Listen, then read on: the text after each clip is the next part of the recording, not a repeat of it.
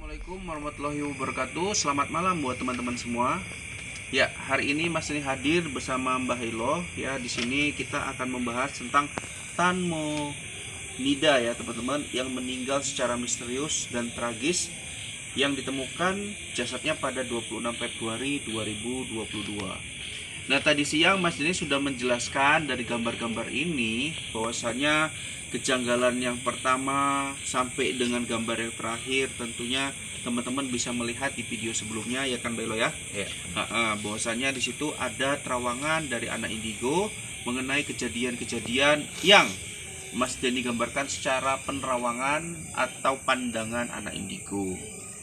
Nah, yang terjadi ini adalah dari pandangan indigo, baik itu Mas Denny ataupun indigo lain, ada juga Mbah Hilo juga menyatakan hal yang sama, ada suatu kejanggalan gitu ya.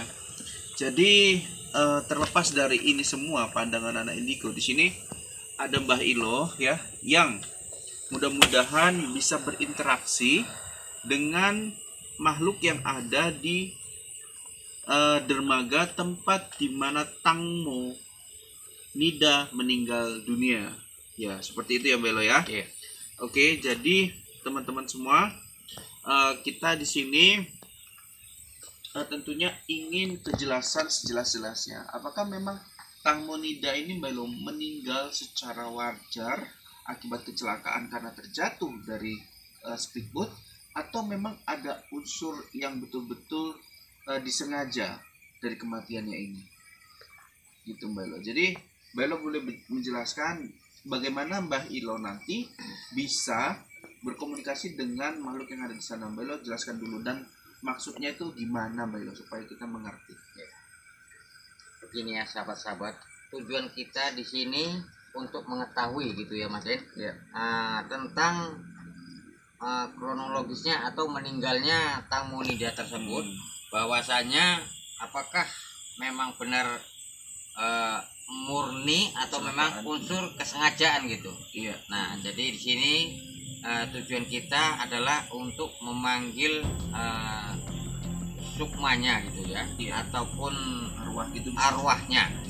Jadi kita untuk bagaimana untuk mengetahui penjelasannya gitu. Jadi kita di sini akan mau mengundang arwahnya gitu. Iya. Kalau kita bilang itu sukma ya Mbak Hilo. Iya. Sukma atau apa. Jadi Mbak Hilo, ini kan kita bukan di luar negeri atau di Thailand tempat Tanmo tadi meninggal dunia Mbak Hilo. Iya. Kita ada di Indonesia. Apakah bisa Mbak Hilo menembus sampai sejauh itu? Ya biasanya sih bisa gitu. Cuman ya ini kita berusaha gitu ya. Nah, kita ingin tahu juga apakah itu memang bisa nanti masuk ke raga saya. Nanti Mas Den apabila nanti masuk ke raga saya silakan nanti bertanya-tanya gitu. Cuman jadi gini Mbak Hilo, sebelum kejadian ya teman-teman kameramen, sebelum kejadian mungkin ya Mbak Hilo dimasuki sama roh atau penjaga atau yang ada di sekitar dermaga. Kalau misalkan Mbak Hilo, tadi Mbak Hilo bilang Mbak Hilo akan dimasuki kan gitu, kalau bisa nanti pakai bahasa yang mudah dipengerti aja Mbak Hilo, karena kan memang ini Thailand, nggak Iya. mungkin saya bisa berbahasa Thailand, atau bahasa isyarat aja Mbak Hilo kan gitu, cari yang bisa masuk ke Mbak Hilo yang sesuai, yang bisa dimengerti gitu ya. Kemudian Mbak Hilo, nanti kalau Mbak Hilo katakan ya, kalau Mbak Hilo nanti masuk, untuk menyadarkan Mbak Hilo nanti gimana? ya cukup di teplek punggung saya gitu 3 kali. 3 kali. Apabila nanti kalau bisa masuk gitu ya. Jadi ini kan Mbak Hilo sebetulnya duka ya kan Mbak Hilo, Iya. duka yang berlatar belakang suatu tragedi yang misterius. Iya. Kan Mbak Hilo, bener kan? Nah, jadi kejadian yang memang masih membuat tanya besar bagi masyarakat dunia. Mbak Hilo di sini hadir untuk membuka kesempatan ya berkomunikasi dengan gaib gitu ya Mbak Hilo. Benar-benar. Oke, saya nggak tahu menau Kita soal akan mau ini. coba dulu ya untuk bagaimana bisa masuk arwah tersebut ya. Kita akan Iya. undang di sini. Kita panggil Boleh. Tanmo Nida tersebut.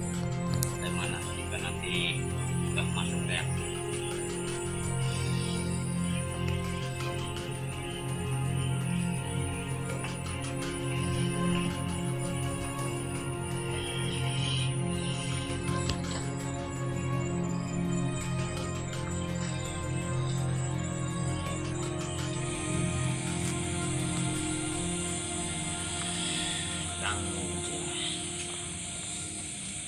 Masuklah.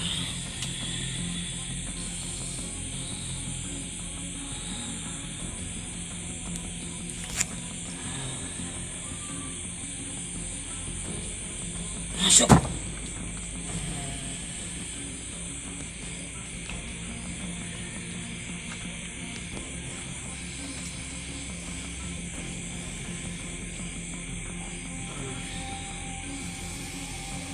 Ya teman-teman, sepertinya Mbak Elo belum bisa berkomunikasi ya. Terus dicoba. Ada apa di sini? Oh bisa? Ya. Ya, selamat malam, Mbah. Ini siapa yang masuk ke dalam tubuhnya Mbah ini? Saya belum sanggup, Mas Den. Loh, oh belum masuk? Sanggup menembus ke sana, Mas Den. Sepertinya ada halangan. Loh, tadi Sepertinya ada yang membentengi masalah.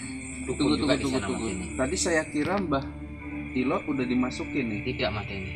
Ternyata Saya belum ya? berusaha memanggil untuk memasuk, tapi Hmm. di situ ada seperti membentengi atau untuk menghalangi begitu. Mbak Ilo, jadi boleh kasih alasan kenapa Mbah Ilo mengatakan tidak bisa masuk ke sana? Apa alasannya, Mbak Ilo? Silakan. Tadi sepertinya sudah hampir mau masuk tamu nida tersebut arwahnya. Tapi sepertinya ada sosok yang menghalangi gitu, seperti ada dukun-dukun juga yang membentengi agar supaya tidak berkomunikasi gitu. Yang Mbah Ilo rasakan, apakah dukun itu suruhannya atau bayaran-bayarannya dari pelaku-pelaku yang diduga menghabisi nyawa Tang Munida? Saya lihat di situ seperti gelap sekali gitu. Dan Ada benteng-benteng besar. saya gitu. tidak bisa menembus gitu. Sepertinya ada seperti kayak serangan balik terhadap saya, sehingga saya tidak bisa menembus ke alam mereka itu. Berarti Mbak Ilo belum bisa menjawab itu suruhannya dari pelaku. Ada Ya. juga pelaku gitu, karena kita kan belum Iya, kita pasti belum bisa 100%. memastikan.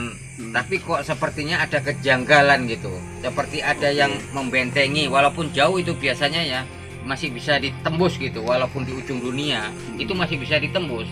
Nah, ini sepertinya ada kejanggalan, sepertinya ada yang menghalangi gitu bahwasanya untuk memanggil sukmanya tersebut Sukmanya. begitu.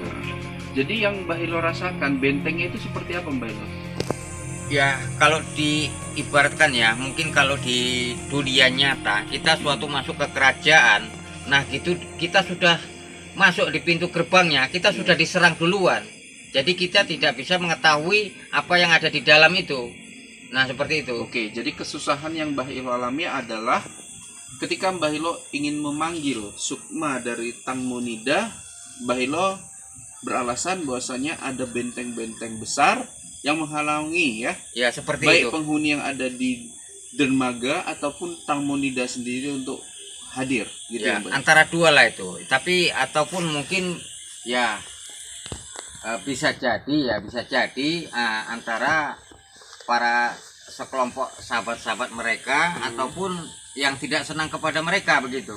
Ya. Nah, sehingga dia ini ditutupi masalah kejadian ini agar supaya tidak diketahui begitu. Oh, berarti ada unsur mereka itu juga menggunakan paranormal yang ada di Thailand. Iya, seperti itu. Makanya saya tidak bisa menembus gitu.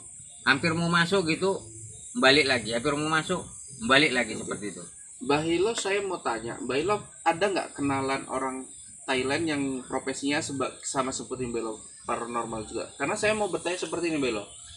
Seberapa kuatkah kemampuan paranormal yang ada di Thailand gitu sehingga Mbah Ilo tidak mampu untuk masuk ke sana? Itu maksudnya, Mbah Ilo. Sebenarnya begini, itu semua di tiap-tiap daerah, tiap-tiap negara, semua itu ada juga memiliki kekuatan. Sama-sama juga memiliki ada paranormal. Sama-sama juga di sana pun ada memiliki dukun, ada juga santet, sama seperti kita.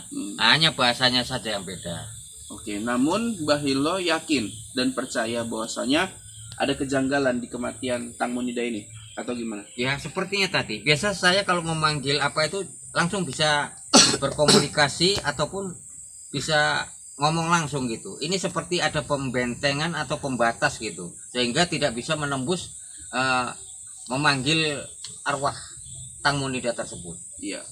Aku ngerti apa yang Mbah Hilo maksud. Artinya Mbah Hilo ingin mencari secara real, secara kegaiban, jawaban dari Tang Monida sendiri ataupun penghuni-penghuni gaib yang ada dan menyaksikan ketika Tang Monida mati.